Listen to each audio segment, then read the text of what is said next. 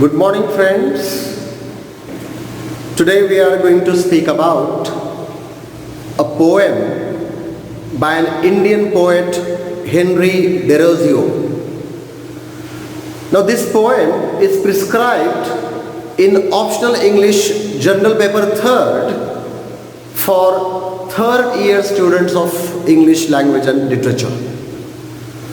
Now the title of the paper is An Advanced Study of English Language and Literature, and in this paper a student is supposed to study some poems and some syntax, that is some part of grammar. Now in this term we are supposed to study 6 poems and phonology. Today we have chosen a beautiful poem by an Indian poet, Henry Derozio, and the title of the poem is Song of the Hindustanee Minstrel. The meaning of the word minstrel is singer. In fact, this is not a poem. You can say this is a beautiful song sung by a singer. Now you can see that this poem is divided into 9 stanzas, and every stanza contains 4 lines. This is a beautiful poem, or in fact beautiful love poem with beautiful rhythm. Now let me explain in brief what is the theme of the poem, and then I will go on explaining the theme in detail containing in every stanza. Now in this poem there is a lover and a beloved. The lover is addressing his beloved, and he is describing how she is beautiful. Actually, he goes on describing the parts of her body and ultimately wants to say that her beauty is unparalleled, unique, and incomparable. Now, this poem is addressed to a girl from Kashmir. Now, you all know that Kashmir is supposed to be the most beautiful region in our country. And why we don't know, but they say that girls in Kashmir are also supposed to be beautiful, and therefore perhaps Henry Derozio has chosen a girl from Kashmir, and the lover in the poem is addressing his beautiful beloved from Kashmir. Now the first 9 stanzas, actually the first 4 stanzas describe the beauty of the beloved. The next 3 stanzas describe how the lovers are in miserable condition. And finally, the lover promises his beloved for a better future. Now, as the poem is written by an Indian poet, it contains oriental images. Actually, you can see that the lover addresses his beloved as Dildar, and you know that the word Dildar comes from Urdu, and Dildar means beloved.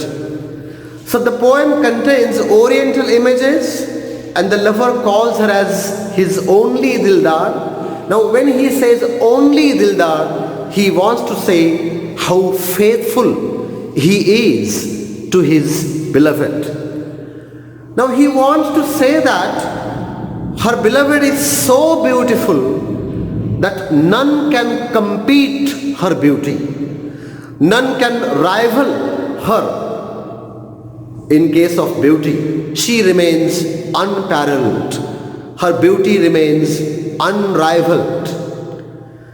Now in the first stanza he speaks about her beautiful eyes and says that they are black and beautiful, and she has darkened the eyes with surma. Now look at this word surma. It is a word from Urdu, and ladies are supposed to darken their eyes with surma, and maybe after they put surma on the fringes of their eyes, they look more beautiful.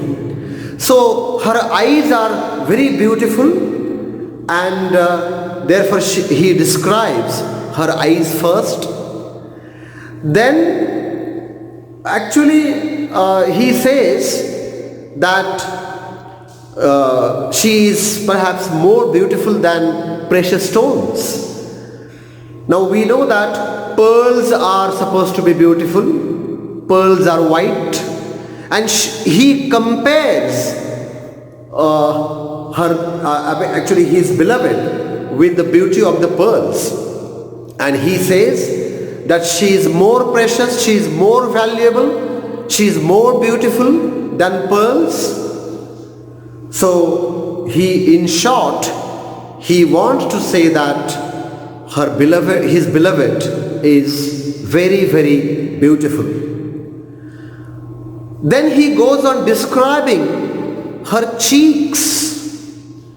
Her cheeks are red, they are chubby, and he wants to say that her chubby cheeks, and they are compared to beautiful roses, beautiful flowers in the city of Basra.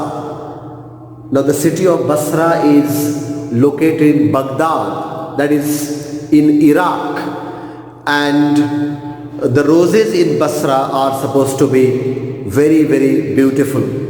And the lover says that roses are there on her cheeks, that is, her cheeks are as beautiful as red roses. Now then, after having discussed her unparalleled beauty, after having discussed how beautiful she is, he goes on assuring her for better days. Now he says to her that they are in a miserable condition, they are in an unhappy condition, they are poor, but he assures her that in future they will have their own house, they will have better future, and therefore she should not be disappointed, she should not get distressed, because as they love each other and they are faithful to each other, their love is spiritual, their love is deep, and maybe because of their love, they will cross the boundaries of the universe and they will have better future. He also further says that he knows there are sorrows, there are pains in life, there are difficulties, but their love is eternal. Their love will never die. And because of their faithfulness, because of their love, all sorrows will go away, all pains will go away, they will overcome all sorrows, and finally they will triumph. Their love will come out to be triumphant.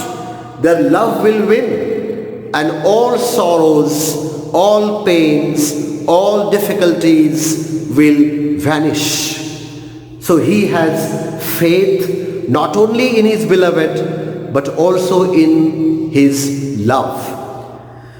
Then towards the end of the poem, we can see that the lover promises the beloved for better future. He says to her that she should not be disappointed, she should not cry, she should not weep, because they will definitely have better future. So you can say that the poem ends on a happy note. The poem ends with hope and optimism. And you can see throughout the poem how the lover persuades the beloved not to get disappointed, because he says that she is not only beautiful but also faithful. Their love is deep, their love is eternal, it will never end, and perhaps it will end only with the end of their life. So in short, we can say that the lover first describes the beauty of his beloved and wants to say that she is very, very beautiful. Then he also speaks about their miserable condition in some stanzas, but towards the end of the poem, he promises his beloved for a better future. So we can say that Henry Derozio has written a beautiful love poem, and let me repeat that this poem is a beautiful song by a singer, because in fact the title of the poem is Song of the Hindustanee Minstrel. So both the lovers are Hindustanee in true sense of the term. So thank you, friends. So read the poem carefully, and if you have some questions, you can contact me directly over the telephone, or you can also watch the video, pass your comments on the video. Thank you so much.